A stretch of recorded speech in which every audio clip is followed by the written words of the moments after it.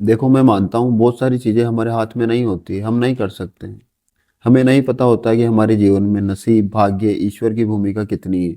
जब नहीं पता है तो हम एक ही काम कर सकते हैं, वो है प्रयास।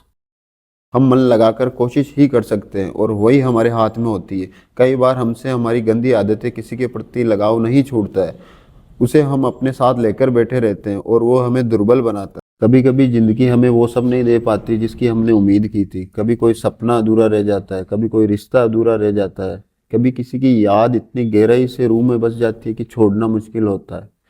छोड़ना आसान नहीं होता, लेकिन छोड़ना जरूरी हो जाता है जीवन के बेहतर भविष्य के लिए। छोड़ देने की कला दरअसल जीने की सबसे कठिन पर सबसे खूबसूरत कला है।